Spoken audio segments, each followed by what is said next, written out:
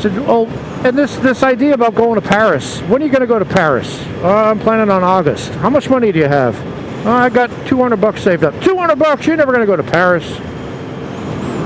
I said, well, I got 4 jobs lined up for the summer. I'm going to work basically from 7 a.m. to 11 p.m. 7 days a week, and I'll go. Yeah, it's not going to happen. Well, guess what? It happened. I saved up the money. That's an airport, by the way. I don't see any planes coming.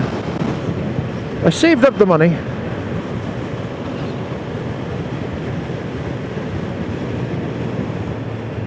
And I went. And my father was telling me, you can't don't go to Paris. My brother was there in the war, and where they go to the bathroom? They go to the bathroom in a hole in the ground. And there's a lot of gay people in France. You're going to get raped. He could not dissuade me. Ma said I could go. I'm going. It's my money. I'm going.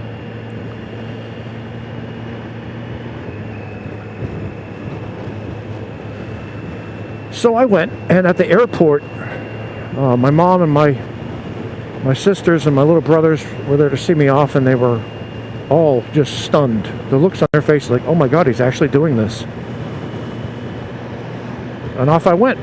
I brought my bicycle with me. I had a 10-speed bike with the swoop-down handlebars like the Tour de France. And I got that on the plane, and off I went. Riding my bicycle around Paris as a 17-year-old. Can you imagine that? All by myself. I was living in a dormitory. I wasn't living with Monique and her papa. No. I was staying in a youth hostel. In French, it's called Auberge de Jeunesse. So I was staying at l'Auberge de Jeunesse, and it was at Cité Universitaire, which is kind of near the entrance to the catacombs.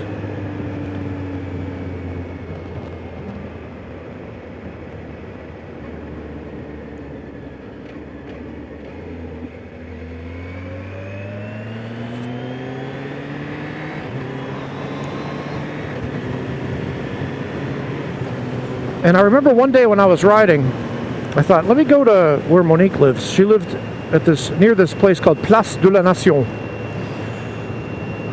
And I had a map, and I looked at it, okay, let me go. And then I lost the map somehow. But when I was at Place de la Nation, I knew where she was. I knew where her house was. I don't know how I knew, I just knew.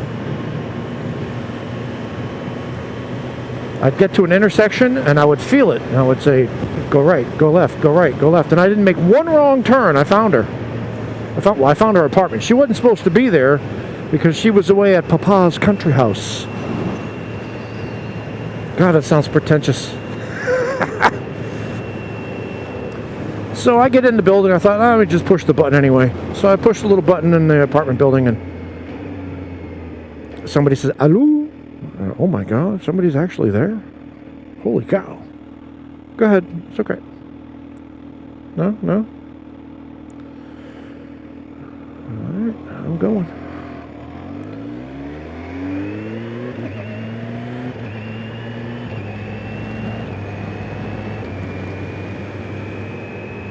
So I said, "Hello, c'est Michael."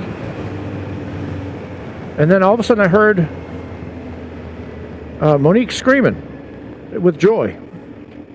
And she came running down the stairs, and I could hear her coming all the way from the 4th floor down to where I was. And we hugged. It was the best hug ever. And I was so happy and surprised, and we went out to eat. And her father was great. I just had such an awesome time, and we went all over the place. We went to Eiffel Tower, here, there, and everywhere, speaking French and talking about, philosophy, and just having such a wonderful time. And then she said, let's go down to the Bordeaux area on the coast of France and see this guy I was dating last summer, stay with his family. So I'm thinking, oh, okay. I'm assuming, I'm her boyfriend now, and she's just friends with him, and we're very modern, and so off we go. All the way down in the train, she had her head on my shoulder. She was caressing me, this, that, and the other. We get down there, she runs up to him and starts making out with him right there. Well, talk about shattered. Well, I was shattered. And he didn't speak English, and I didn't speak enough French to say anything. And what am I going to do? Say, you know, fuck you and all? I had nowhere to go. So that first night we were staying at this little island off the coast in tents, and when I heard them starting to have sex in the tent, I lost it. I went for a long walk, screaming and yelling down the road, called my mother from a payphone at 3 o'clock in the morning. She broke my heart. And then the next, I think, day or two, I had to stay on that island, but I stayed away from her. I just stayed on the beach lighting fires. They had big bonfires you could light. I lit a big bonfire the whole time I was there. Until finally I realized there was a train I could get that would take me back to Paris early, and so I said, I'm leaving. And I got on the train and I went back. So now I'm in Paris by myself, riding around my bicycle, all depressed. I was sitting underneath the Eiffel Tower one day, and it hit me. You know, despite my heartache, I actually love all of this. The air, the sky, the buildings, the language, the cars, the smells, the food. My eyes had been opened, and I realized that I wanted to do this. I wanted to travel. I wanted to see the world. And I wanted to learn as much as I could learn. And then the realization came in that I was getting really bad grades in high school, and I realized that I had to study in order to get into college. And when I came back from Paris, I was a changed man. Well, kid. Well, I was 18 at that point. I was a changed man. I went into the school library, and I said I wanted to get a book of Shakespeare plays. My first play was Macbeth. I was reading on my own. And the librarian said, "Who are you?" Because I had never been in the library before.